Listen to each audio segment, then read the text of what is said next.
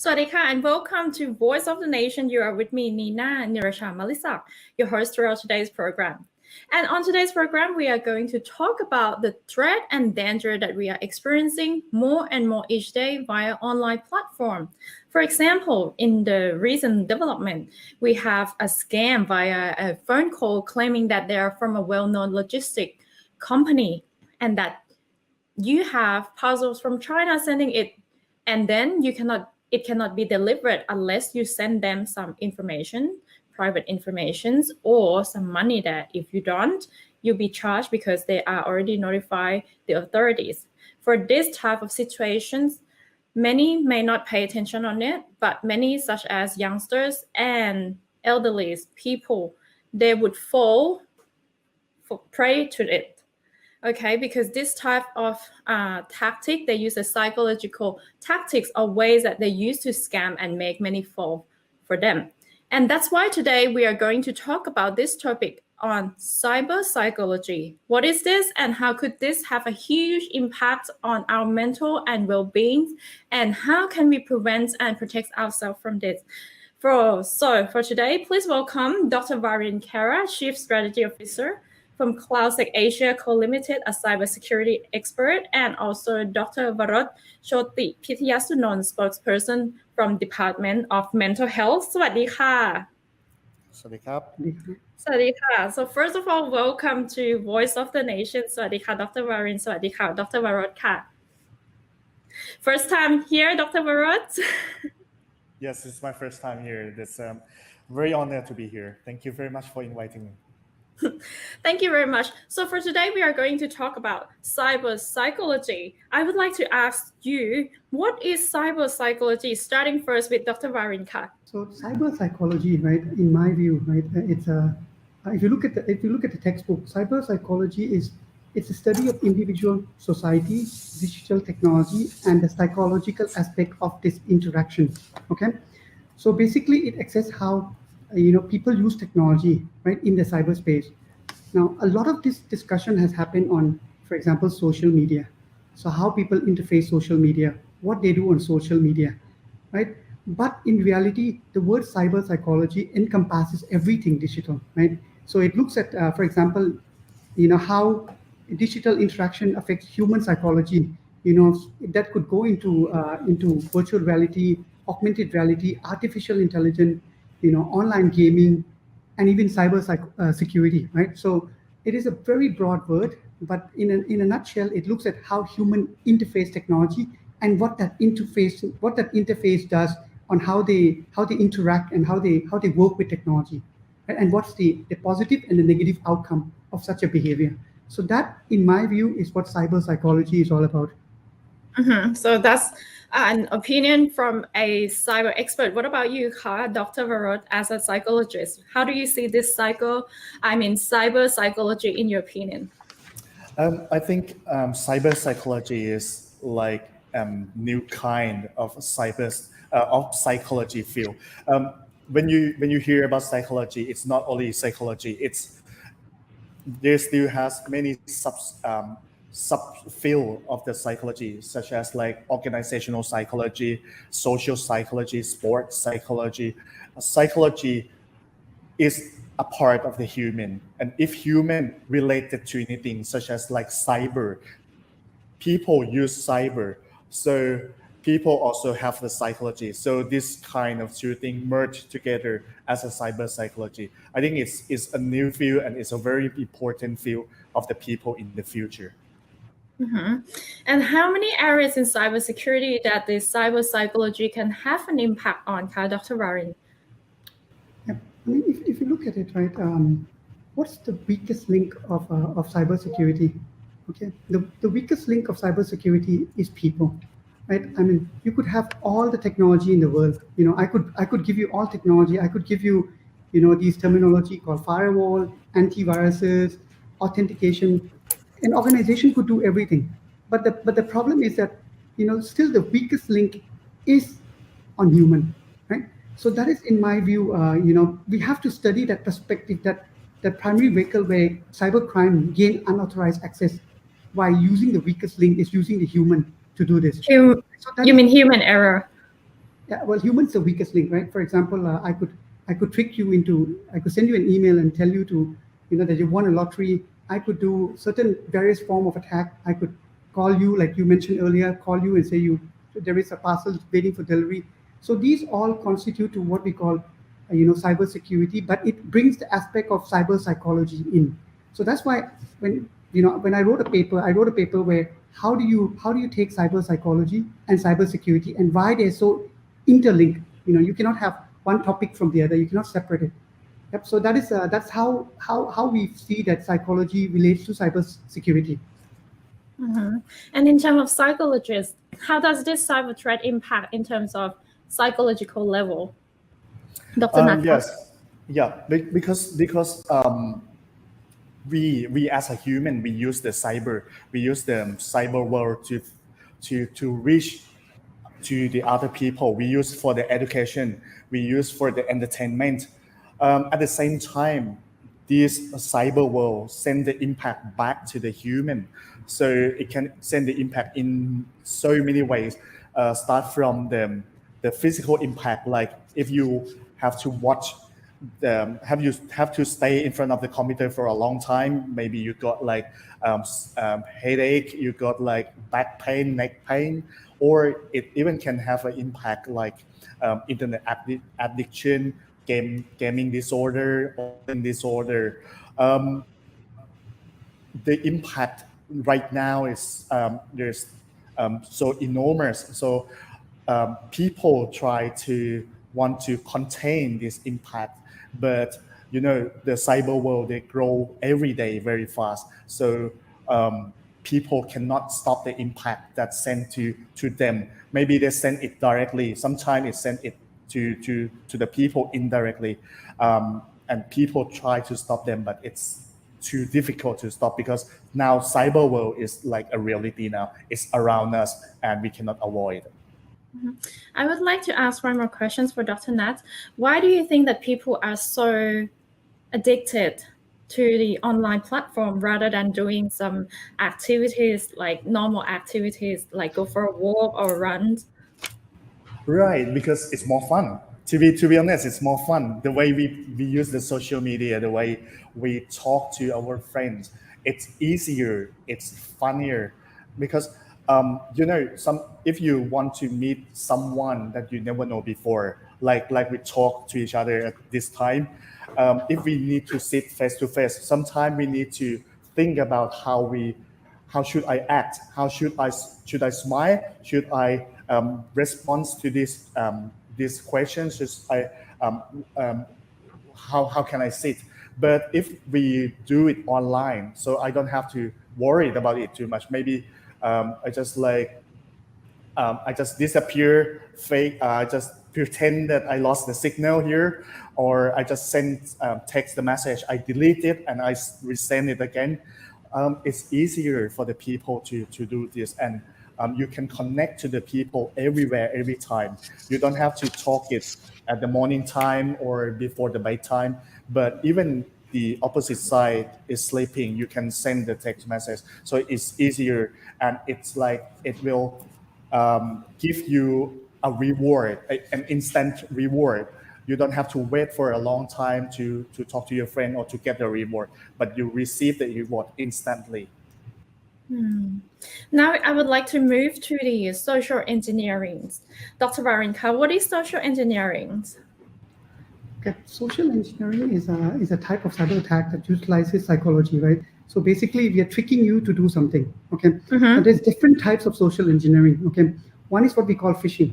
So think of it like fishing. How do you fish in a sea? You throw in the bait.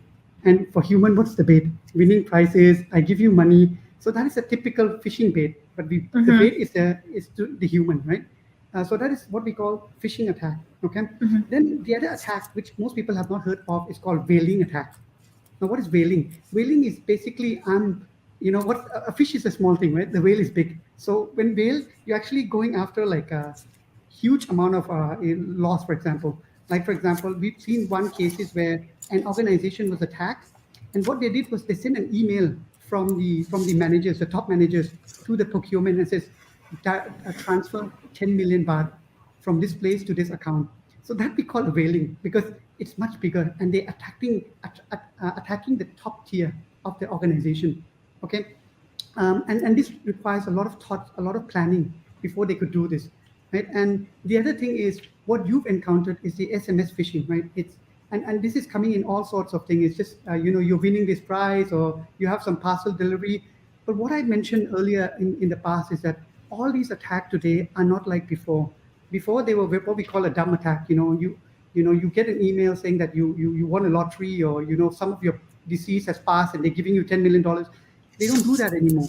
Today, what we do is that with social engineering, we're doing a thing called the targeted attack. So they would study about you, Kunina, what you like, what you dislike, how to attack you. And then they will come on your social media, for example, try to be friends to you, get your profile, and then use that information to attack you. So this is where it interlinks, right? Because every aspect of that is is on the psychology. So they're using psychology to glue you. So it's very interesting, and I've seen this a lot, and we do a lot of forensic, for example, where we see that all these attacks. Predominantly, the first entry into an organization comes in from people, coming from using this technique to attack the weakest link, which is the people. And so that in a nutshell is sort of what social engineering is all about. And related to what Dr. Varin just said, Dr. Natka, who are the people who would fall prey for this social engineering, and what are their age or the average? What are the average age or group of people who would fall for this social engineering? Sadly, it's all of us. It's every age that possible to be the victims of the fraud, the fake account. I think all of us is at risk because now, if you can see about the cyber world or the new technology, it's developed really fast. It's moved really fast, but people stay behind. People still don't have the knowledge enough to understand everything on the market. So the people who know first, maybe some good people will teach the people who fall behind, but some people take the advantage, use the knowledge that they got first to take the advantage. We heard this a lot about gamify. We heard about this about the NFT market, about the cryptocurrency, about the people who do the rug pull, who take the money out, who do so many things to get the money from the people who came after. So this is the problem of all of us because the new technology they're used by everyone in the society. So and all of us just know just very little aspect of them. So yeah, I think everyone is at risk now. Is it because of that we have different ways of bringing, and also a generation gap is also plays an importance for as a crucial part for these people to fall victim as a social engineering for Dr. Natka? Yes, that's true. That's true as well. I think for the people in younger generation, they tend to learn more about the new technology. But people in the middle age or the elderly, they feel suitable right now. They feel comfortable at this level of technology, so sometimes they don't have to care that what is cryptocurrency. I just want to stay for 20 more years, so I don't have to care about cryptocurrency or any metaverse in the future, because I love to watch the television and I love to stay like this. So they don't care anymore. But if they sometimes have a chance to relate themselves to this kind of technology, so this is a weak link that Dr. Varin just said. The human is the weakest link of the technology, so they're going to be a problem. But technology now is very complicated. Even the small kid, the young generation, try to learn a lot about the new technology. They have a very small chance that they can learn it all. So there's so many things to learn. So in one situation, there will be a victim anyway. So you mean that everyone can fall for victims? Sure. Everyone, three of us as well. Well, I bet for Dr. Varin though. I need Dr. Warren. I need Dr. Warren helps because like me, I work a lot in the psychology and I work a lot about the media psychology as well. But it's almost impossible. Like last 2 weeks, I also have to give a lecture about the media psychology and also the aspect of mental health in the next 5 or 10 years. Like even the child psychologists, child psychiatrists who try to catch up a lot about the technology, they're still blown away from the content because there's too many things to know. There's too many things that happen every week now. So that's gonna be a problem in the future. So related to what Dr. Nat just said and what Dr. Varin said about social engineering, I would like to talk about cyberbullying. We see more and more each day on for this topic about cyberbullying. We see it, for example, a aggressive comment on Facebook. Dr. Varin Ka, to you, what is cyberbullying and how would you explain this term? I think cyberbullying is basically, how you do normal bullying, but taking it onto the technology, right? So any aggression towards other person is called bullying, right?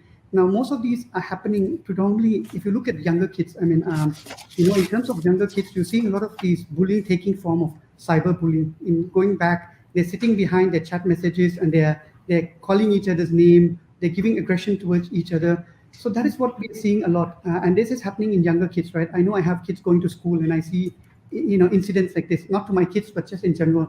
So, and this is very real, right? For example, South Korea, they signed a petition. They said that they want law, they want something to be looked at seriously about cyberbullying, and also if you look at there's a YouTuber, right, who's committed suicide in South Korea, for example, because of cyberbullying. So this is a very real issue, right? It is a drawback, like Dr. Nat said about technology, right? It's a drawback to me that, before, for you to do bully, you need to be at a certain place at a certain time. But today, this can happen anywhere, and a lot of these kids maybe they don't look like a bully. They're not a bully. They're small kids who are well behaved, but they have aggression when they are at the back of their devices, at the back of their computers. So, we are opening up a whole lot of new world with interconnectivity, internet. And that is what we are today. And if you look at in the future, what happens when we move into the metaverse, what happens when we have more immersive technology, more ways of getting into the internet, these bullyings are gonna just take a more aggressive form, So it is something that we really need to consider, and it is a real problem. And, I'd like to hear from Dr. Nat as well, why, what do we do with this, from a psychological aspect? Why kids who are very nice at school turn out to be something very different at the back of their computers when they're at home, when they talk to other kids? Right, that's a very good question because I think as a human, all of us are aggressive. I think aggressiveness is an instinct. It's like a basic human instinct. We think back to like 100,000 years or a million years when we stay in the cave. We need to have the aggressiveness to survive. Mm-hmm. We need to hunt the animal to fight for the territory. This is the instinct of the people. It's like the survival instinct. Aggressiveness of the people also the survival instinct. But right now, you don't have to show for the aggressiveness inside you because you don't have to hunt for the food. You just go and buy or order from the mobile phone. You don't have to control the territory because you have the fence of your house and this is your land and you have law and regulation. So you don't have to show the aggressiveness. You hide it behind the big wall of, it's called like the super ego wall. You have the super ego wall, so you control everything behind. But this wall appears sometime and disappears sometime. It appears when you stay in front of people. You want other people to accept you, to give you a compliment, to look at you as a good person. So you have this wall, as it's called a moral wall. You have a moral, so you don't want to show the aggressiveness. But behind the mobile phone, you stay in your safe place. You stay at home. Some people, when they stay at home, they change they change themselves to someone like very aggressive because they stay at home. Then sometimes they forget that even they stay at home, but the behavior still record through their words, through their text in the mobile phone. So they forget it sometime, and they don't have awareness enough to build the moral wall to protect the aggressiveness. So it's the reason why people try to show the aggressiveness sometimes. And another thing is the bully is about the imbalance of power. The bully is about the imbalance of power. One side want to overpower the other side. They want to show that they have more power. What is the more power? Like the physical power, you are bigger, you sometimes people think you are male, you have the higher position, you are richer. They want to show that this an imbalanced power. When they show the imbalanced power, they feel that they are better people. They put someone down, you go up, you feel that you are better. It's the way people suit themselves and make themselves feel much better. This is the reason why bullying happen in this world.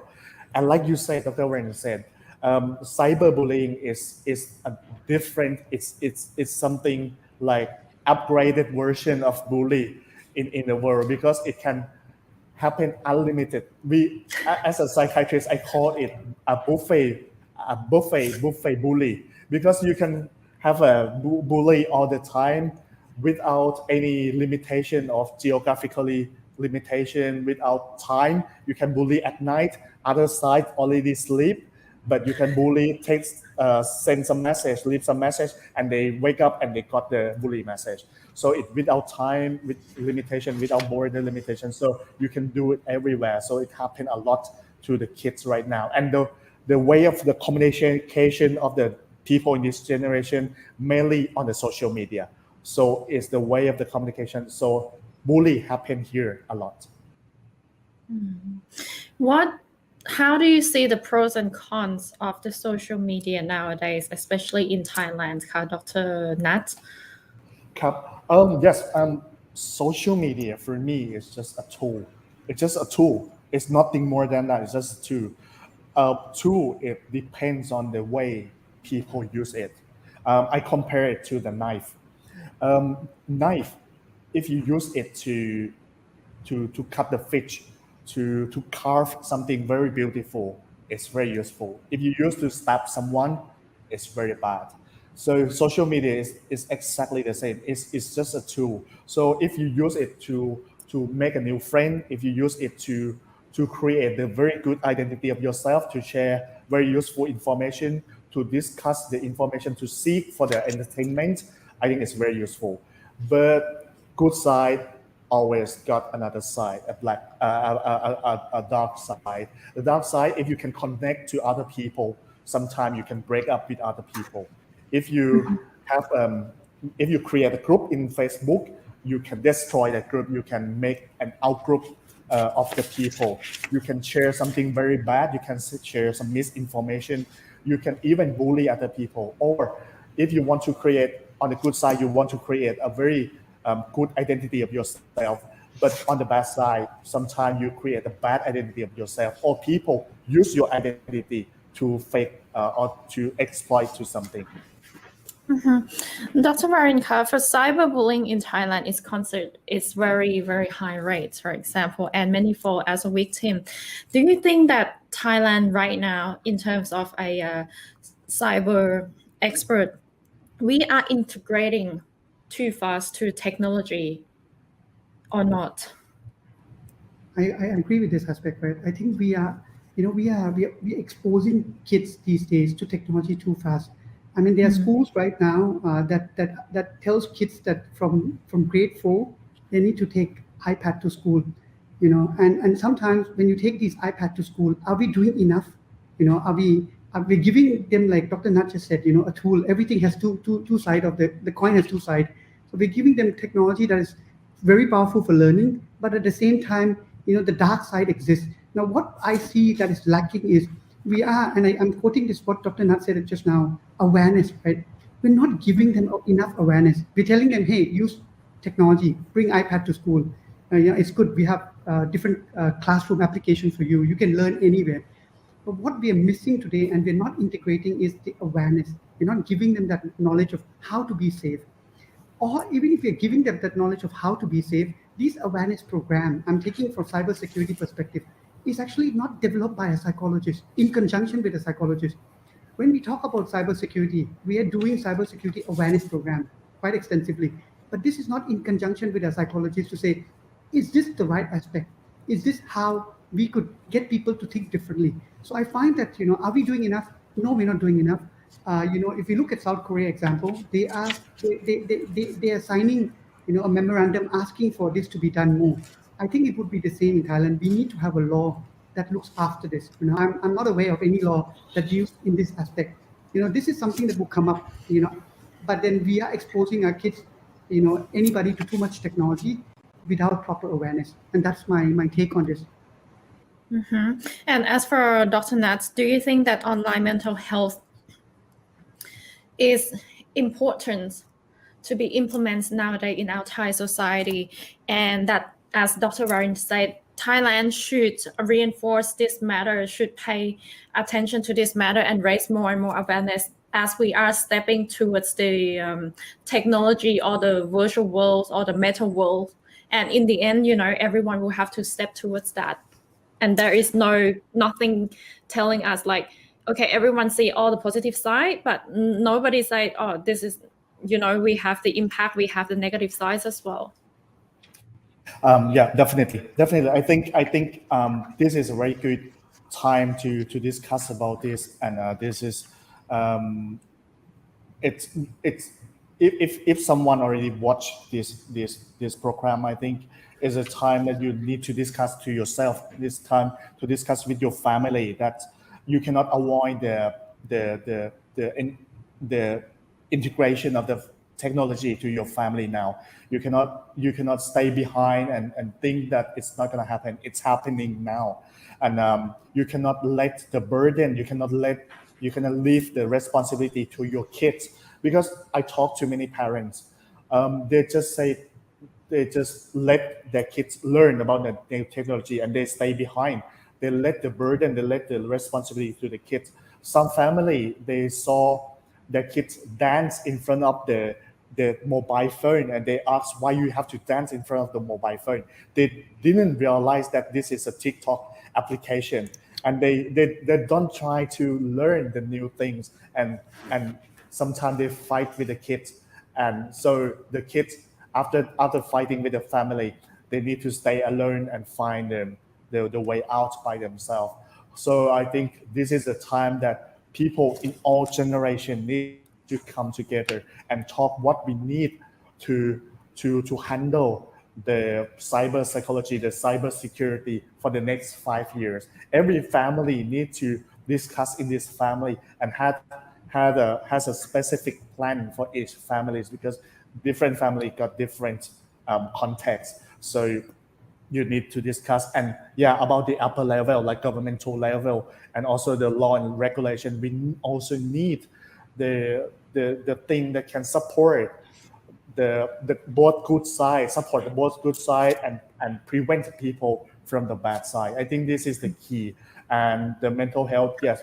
Now I'm working on this, the Department of Mental Health working on this issue as well. So we need to send more to increase more the knowledge of the practitioners, of the psychologists, of the psychiatrists about the new technology, so we can spread this knowledge through the society, through every family members. And last, before we end our program, I would like to ask Dr. Warin about what would be your advice to prevent and protect ourselves from these problems, and what would be your advice about the cyber psychology that we all are experiencing, not just the kids? Okay. So I would see like this, right? I would see that you would need to develop a awareness program, proper awareness program, in conjunction with a psychologist, and that needs to be, and then you have to spread out the words. Okay, so that's what I see. The second thing is, as countries are moving to what we call digital transformation, like you have Thailand 4.0, for example. We're moving to 4.0 industry. I'd like to see more of cyber psychology, the impact of psychology affecting cybersecurity and affecting mental health and all these issues being addressed So as we are moving, as we are expediting our growth, I would expect that, this is an afterthought, not an afterthought, but this is a main aspect that goes in, not just an afterthought. Yeah. What about you, Dr. Nat? I think just want to leave 3 words for everyone here. I think because 3 of us, so need to be 3 words. First thing is be strong. You need to be strong. You need to learn more about how to protect yourself, how to protect what is the dangers of the internet, and you need to be strong if you face some very violent context in the internet. And the second one is be kind. You need to be kind to other people. You cannot just solely strong and protect yourself. You need to be kind and create this cyber environment as a very good environment, a white environment that people can live it happily ever after in the cyber world. And the last one is be there. If your kids, your parents need you, you need to be there for them to support about the knowledge about the technology, the new technology. If you have be strong, be kind, be there, I think these 3 words can save you for the next 10 years. And I would like to add that impact of the cyber psychology is real, is existing, and is existing for everyone. So that's why we can't deny it, but we need to increase the knowledge and support and raise the awareness about the importance of this, so that we all can move towards the digitalization of meta world, towards that technology world together. But for today, we would like to end our program, and I would like to thank you, Dr. Varintira and Dr. Nat, very much for joining our program today ค่ะ สวัสดีค่ะ ขอบคุณค่ะ